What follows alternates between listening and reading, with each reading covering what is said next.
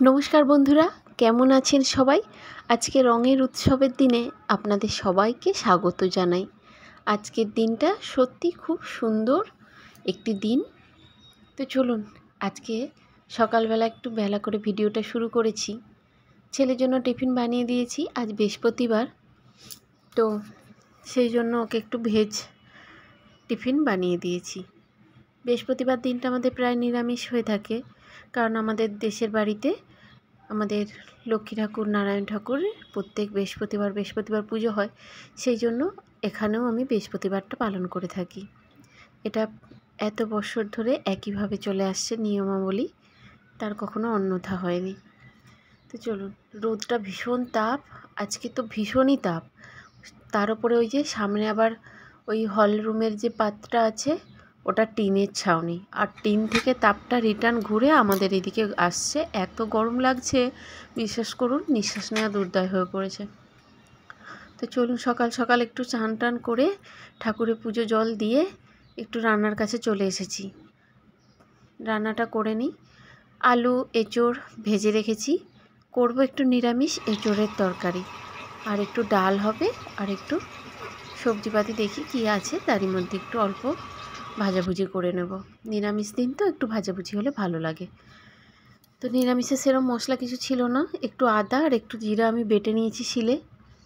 আমি একটু বাটা মশলায় পছন্দ করি, সেই জন্য এখানে বাটা মশলা দিয়ে রান্নাটা করে নিচ্ছি। আজ বৃহস্পতিবার, আপনারা আগের ভিডিও যারা দেখেছেন তারা জানবেন, পুরনো বন্ধুরা, আজকে আমার একটু বিশেষ কাজ থাকে, কারণ আজকে সমস্ত যত জিনিসপত্র থাকে সব কিছুই আমাকে জল টল ভরে রাখতে হয়, কারণ শুক্রবার দিন লাইট আর জল প্রায় থাকে না। তবে সব দিন নয়, বেশিরভাগটা থাকে না। এবার এখন দেখছি কিছু কিছু দিন দিচ্ছে, কোনো গ্যারেন্টি নেই, দিতেও পারে নাও পারে, সেই জন্য আমাকে আগের দিন থেকে ভরে রাখতে হয়। তো রান্নার তরকারিটা ঢাকা দিয়ে কষতে দিয়ে আমি বেসিনে থাকা কয়েকটা বাসন তাড়াতাড়ি করে ধুয়ে নিচ্ছি, দিয়ে জলটা ভরে নেব, খাওয়ার জলটা। কারণ বেসিনে বাসনগুলো থাকলে আমার জল ভরতে একটু অসুবিধা হচ্ছিলো, সেই জন্য আমি বললাম 2-4টি বাসন রয়েছে, তো আমি তাড়াতাড়ি করে ওগুলো করে নিই, দিয়ে তারপরে খাওয়ার জলটা ভরে নেব। স্টিলের একটি বড় ট্যাঙ্কি আছে, যেটা ভরে রাখলে আমার 2 দিন অনায়াসে জলটা হয়ে যায়। আর মহারাষ্ট্রে এই গরমের সিজনে খুব জলের প্রবলেম হয়, তবে আমি যেইখানটায় আছি এত বছর সেইভাবে কোনো অসুবিধা হয়নি জলের জন্য। খুব রেয়ার, মাঝে মধ্যে 1-2বার হয়েছে। তবে হ্যাঁ, যখন প্রথম বিয়ের পর আসছিলাম এখানে, আমাকে সিঁড়ি দিয়ে নিচে থেকে ওই যে 500 লিটারের ব্লু কালারের বড় ড্রামগুলি হয়ে থাকে না, ওইগুলি আমাকে বালতিয়ে করে করে নিচে থেকে তুলে তুলে 2 ড্রাম করে জল ভরতে হতো। এতটাই তখন জলের অসুবিধে ছিল। তো যাই হোক, সেই অসুবিধার দিন আমি পার হয়ে এসেছি, এখন আর সেই কষ্টটা করতে হয় না, অতটা অসুবিধা হয় না। তবে হ্যাঁ, বৃহস্পতিবার দিনটা একটু বেশি করে জলটা ভরে নিতে হয়। এই যে খাওয়ার জলের মটকাটাও ভরে নিচ্ছি। ফ্রিজের জল খেতে পারি না, কেউই খেতে পারি না আমরা। মটকার জল না হলে ঠিক ভালো লাগে না, তো মটকায় আমাদের জল ভরে রাখতেই হয়, আর সবাই মটকার জলটা পছন্দ করে। আর উঁচুতে নলটা হওয়ার কারণে পাইপ দিয়ে জলও ভরতে ভীষণ অসুবিধে, পাইপ বারবার খুলে যায়। তো আমি সেই জন্য ওই ডেচকিতে করে করে জল নিয়ে ট্যাঙ্কিটা ভরে দিই। এই যে ট্যাঙ্কিটা আমার ভরানো হয়ে গেছে, এবার খালি মটকাটা ভরলেই হয়ে যাবে। এই যে দেখতে পাচ্ছেন এই বড় ট্যাঙ্কিটি, ওটি আমাকে ভরে রাখতে হয়।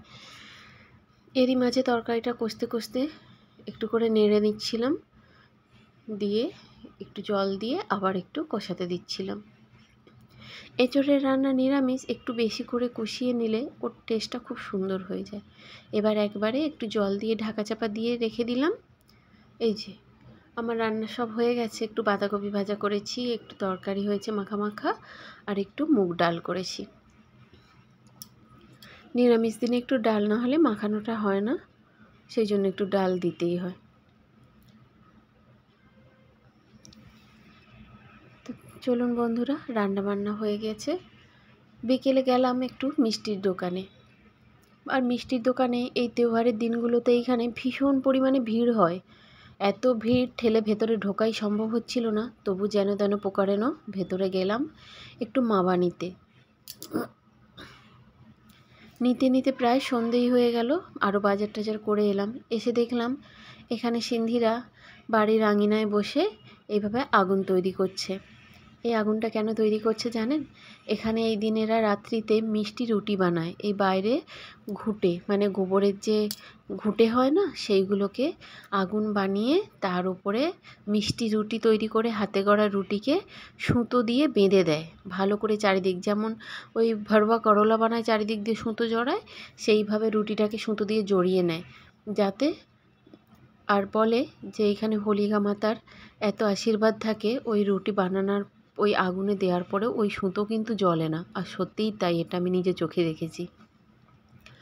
তো চলে এসেছি বাড়ির পাশেই, একটা হোলিকা দহন শুরু হয়ে গেছিলো। তো এর সাক্ষী তো হতেই হয়, প্রত্যেক বছর আসি, বাড়ির পাশেই হয় এটা। ওই যে মাতা মন্দিরটা রয়েছে বাজারের পাশে, আপনাদের যেই গলিটা দিয়ে আমি বাজারে যাই, ওই মাতা মন্দিরের সম্মুখে এটি হয়ে থাকে। আমাদের যেমন দেশে চাঁচর মারানো হয়, এখানে এইভাবে আগুন জ্বালিয়ে হোলিকা দহন হয়।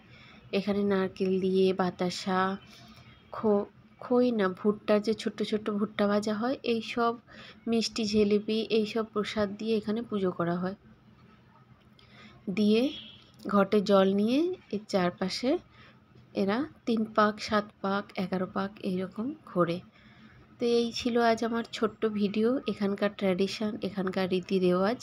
আপনাদের কেমন লেগেছে অবশ্যই জানাবেন কমেন্টে। আর যদি ভিডিওটি ভালো লেগে থাকে একটা লাইক করবেন, পাশে থাকবেন। তো দেখা হচ্ছে অন্য একটি ভিডিওতে। ততক্ষণ সুস্থ থাকুন, সাবধানে থাকুন, খেয়াল রাখুন। হ্যাপি হোলি।